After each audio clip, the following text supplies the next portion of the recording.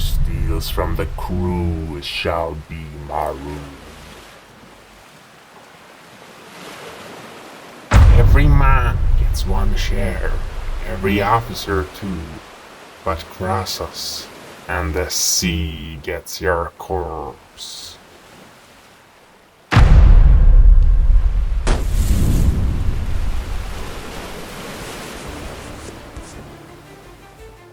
To understand how pirates revolutionized business during the 1700s, we need to first look at how world trade worked at the time.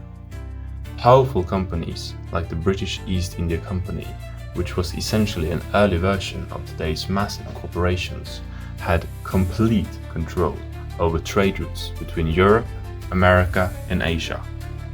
Governments gave these companies special rights to be the only ones who could buy and sell certain goods, creating what we now call monopolies. These companies used warships to protect their exclusive deals, making it nearly impossible for small traders to compete. This is where the pirates come in. Unlike legal privateers who raided ships with government permission, true pirates operated completely outside the law. Their ships became the independent nations at sea, rejecting both royal authority and corporate control. The contracts pirates signed, called Articles of Agreement, were incredibly advanced for their time. These documents created systems where leaders were elected by the crew, payments were fair and based on each person's skills, and all money was accounted for publicly. Ideas that wouldn't become standard in regular business until hundreds of years later.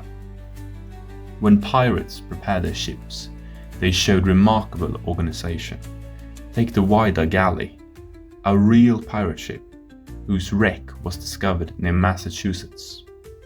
The evidence shows they had standardized weapons where parts could be swapped between guns, organized storage systems for quick access to gunpowder, and even medical kits with early syringes for treating diseases. This level of planning shows pirates weren't just random criminals, they ran highly efficient operations. Pirates financed their operations through three main sources.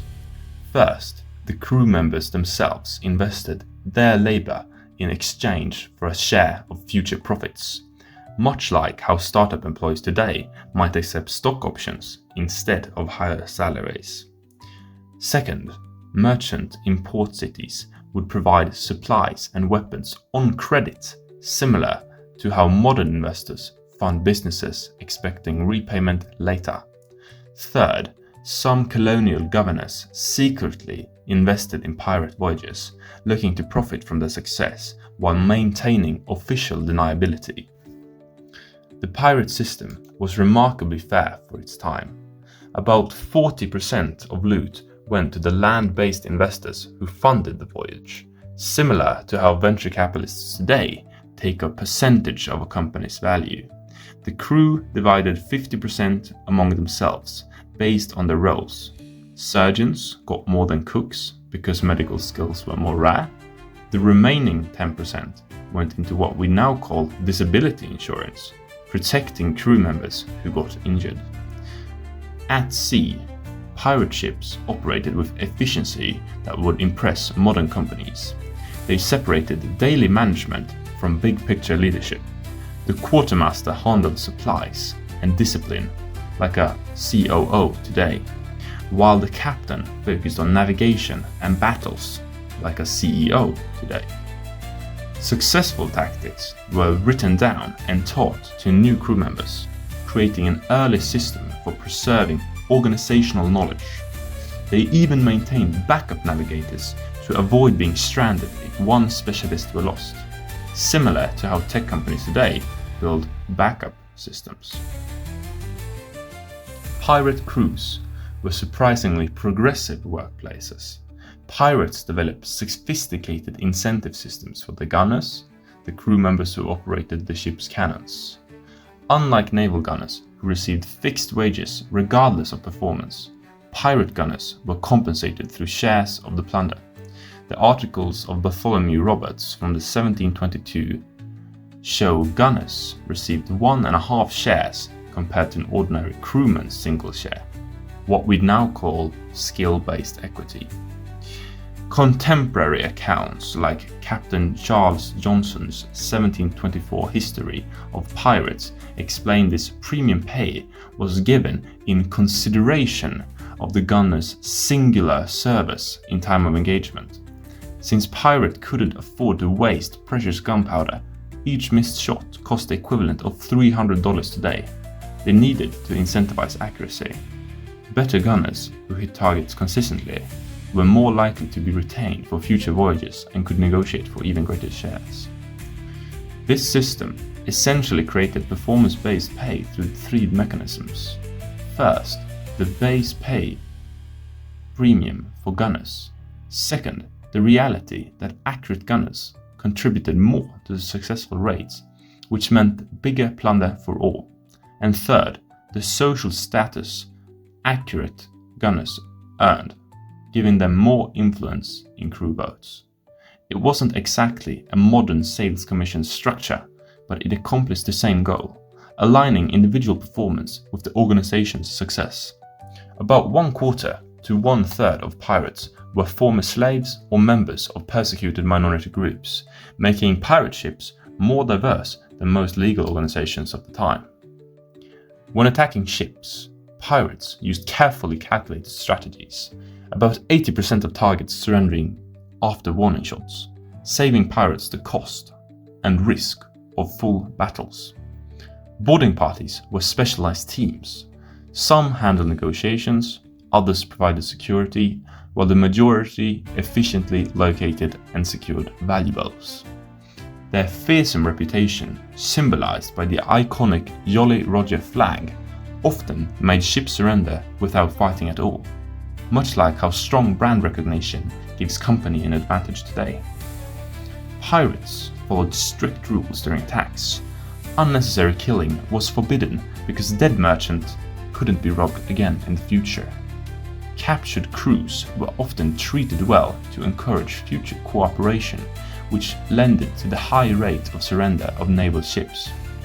Pirates carefully selected targets based on which ships carried the most valuable cargo, with the least risk, the fattest and the slowest ships, which often carried the most cargo. A strategic approach similar to how modern businesses analyze markets. The process of dividing loot was highly organized. Valuables were sorted by type. Jewelry first, then silver coins, then trade goods like silk, and finally basic supplies. Everything was carefully inspected. Coins were weighed to check for shaving, fabrics examined for damage. Perishable goods like alcohol were distributed immediately, while durable valuables were stored systematically. An early version of the modern just-in-time inventory management system, which maximized efficiency. Financial controls on pirate ships were incredibly advanced. Account books were updated in real time and available for any crew member to review, ensuring transparency. Pirates, sometimes forced, captured accountants to verify their records, creating an early form of third-party auditing. The punishment for stealing from the shared loot was repayment of 4 times the stolen amount, a harsh but effective deterrent that kept the system honest. The pirate system included benefits we'd recognize today. Crew members who lost limbs received compensation equal to about 5 years' wages, early disability insurance. Experienced pirates could retire with the accumulated shares paid out in cash. If a pirate died, his share could be claimed by family members, with a ship's record keepers verifying the claims, an early benefit system for survivors. Pirate investors received regular updates when ships returned to port, getting detailed accounts of profits and losses, much like quarterly reports today. Specialists like surgeons and navigators received extra shares to encourage them to stay, similar to how tech companies today offer enhanced stock options to key employees. All crew members were bound by majority decision about loot distribution, an early form of what modern businesses call drag along rights that prevent minority shareholders from blocking deals. Several factors ultimately led to the decline of pirate organizations. By 1719, there were many pirate crews chasing too few targets, creating an oversaturated market. Governments passed new laws allowing them to seize the property of anyone who invested in piracy, cutting off the funding. A shortage of Spanish silver coins, the main currency of the time, created financial instability. Many skilled pirates accepted government pardons to become legal privateers, draining talent from the pirate community. A scenario similar to how modern startups lose talent to established companies. The pirate story teaches us that truly innovative business models often challenge existing power structures, and those in power will fight back hard. When your own venture faces challenges, ask yourself, are you ready to risk everything like the pirates did?